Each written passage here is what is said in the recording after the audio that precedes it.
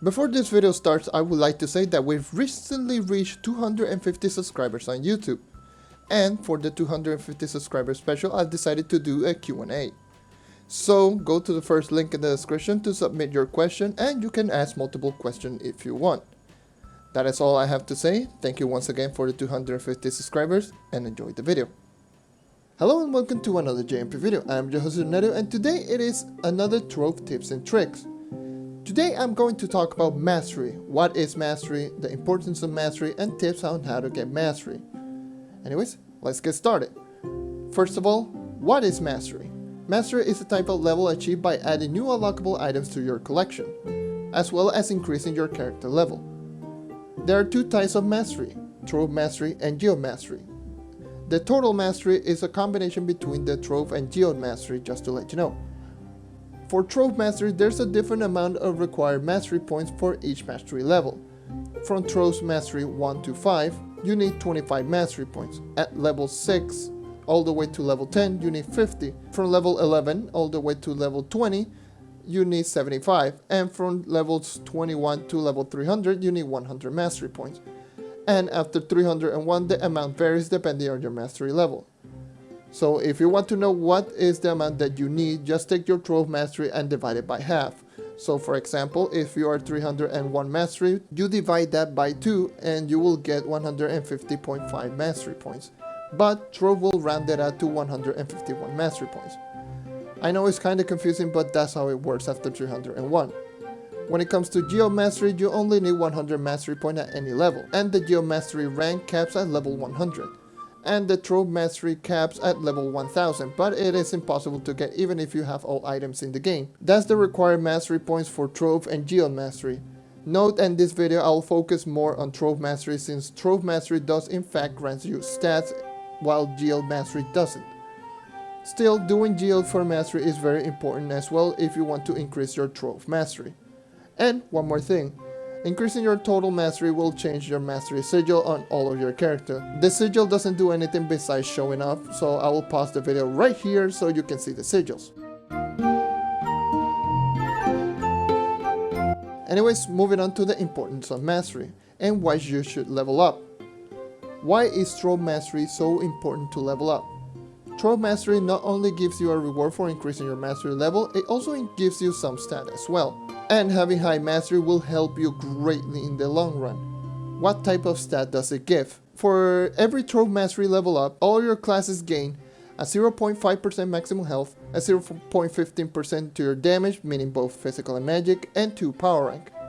It may not seem like a lot, but if you take for example myself, I'm currently sitting on Trove mastery rank 591. So if you multiply my mastery plus the stat increase, I get a 295.5% maximum health, 88.65% damage, both physical and magic, and 1082 power rank, just from mastery alone. And as you can see that just from mastery I can get really high stat even without needing perfect gems. You will still need perfect gems in order to maximize your damage though. As far as Geode mastery, you don't get anything besides the Geode type rewards. Before I talk about the items that gives mastery, I'm just going to say that increasing your mastery level is how you get yellow, blue, and orange color name. The way you get them is just to be in the top 2000 on the mastery leaderboard. Yellow is Trove mastery, blue is Geode, and orange is total mastery, just in case if you were wondering how to get those names. Anyways, moving on. The way you obtain mastery is by collecting type of items that you haven't gotten ever. So be it by loot collecting styles, fishes, learning on all sorts of items, character level up, increasing profession, and many more. There's a list on screen on the various ways that you can obtain masteries. You can pause the video right now. Okay, all of the details will be in the description below, since trying to cover all of it in this video will take literally forever. So I apologize, since there's way too many items in this game and trying to cover all of them is just a big no-no. Also, the reason I said earlier in the video, why should you do Geode? It's because leveling up your module, increasing your Crystology profession, getting mounts, costumes, increases your Trove mastery as well. So it's very important to do Geode if you want mastery. Anyways, moving on tips on how to get mastery rank. First and foremost, level up all your classes. Getting character level up is pretty much the easiest mastery that you will ever get.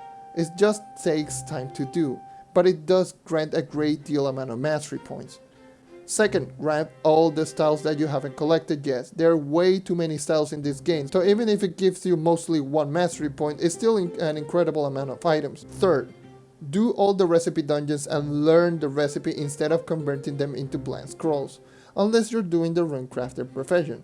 Speaking of profession, fourth, remember that there's currently 4 professions in this game: runecrafting, ringcrafting, gardening, and Christology. Increasing the level of that profession will grant you mastery as well.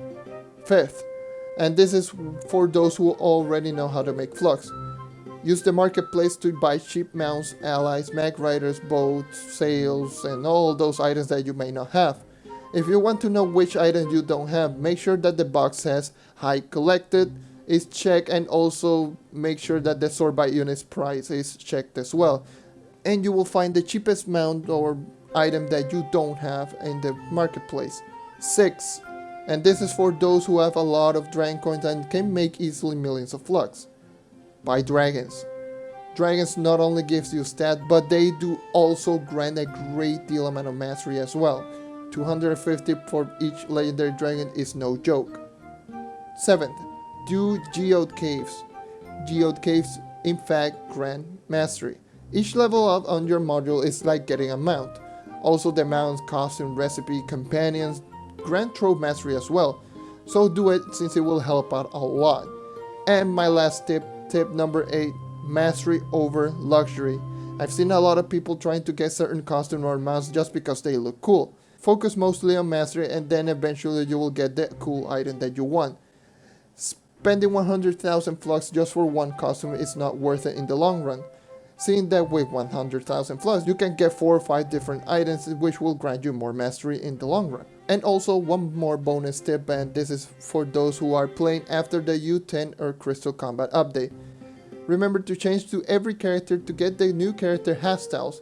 There's 4 new hairstyles for every class and you get one of them at level 1.